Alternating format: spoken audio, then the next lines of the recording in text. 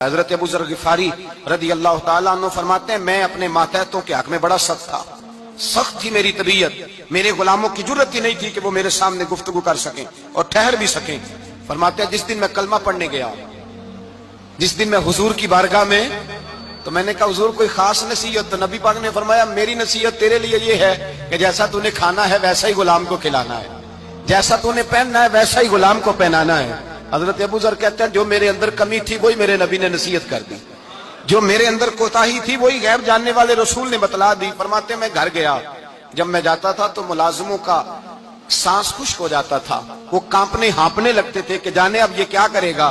حضرت ابو ذر غفاری فرماتے ہیں میں گیا، ایک شخص سے میں نے کہا کھانا پکاؤ، کھانا پکایا، دسترخوان پہ لگایا اور اپنے سارے ملازموں کو کہا آؤ یار میرے ساتھ بیٹھ کے روٹی کھاؤ، آؤ سارے میرے ساتھ بیٹھ کے کھانا کھاؤ۔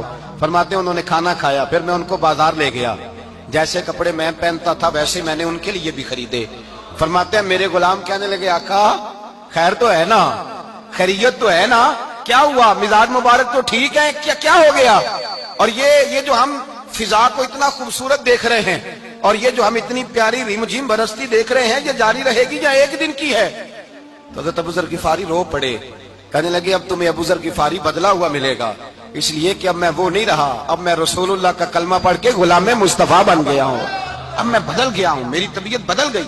غلاموں کے حق میں حضرت مولا علی شیر خدا غلام کو لے کر کے گئے دکان پر، حضرت مولا علی غلام کو لے کر گئے کپڑے کی دکان پر، دو جوڑے خریدے، ایک کم قیمت کا ایک زیادہ قیمت کا، ایک کم قیمت کا ایک زیادہ قیمت کا، دو جوڑے خریدے۔ جب واپس لوٹے تو غلام سے کہنے لگے تو اپنا لے لے۔ غلام کو پتا تھا کہ اس زمانے میں ہوتا کیا تھا، اس نے کم قیمت کا جوڑا اٹھایا۔ حضرت علی فرمانے لگے عجیب آدمی ہے، یہ تو تیرا نہیں، یہ تو میرا ہے۔ اس نے کہا حضور کس طرح سے؟ آپ فرمانے لگے تیرے لیے قیمتی جوڑا اس لیے خریدا ہے کہ تو جوان ہے، اور میں نے اپنے لیے اس لیے چھوٹا خریدا ہے کہ میں تو اب بوڑھا ہو گیا ہوں، یہ تو حاجت نہیں۔ کہنے لگا حضور بوڑھے اور جوان کا مطلب نہیں، آپ علی ہیں، من کنت مولا فہذا علی، علی مولا، علی مولا، آپ چونکہ مولا علی ہیں اور آپ امیر المومنین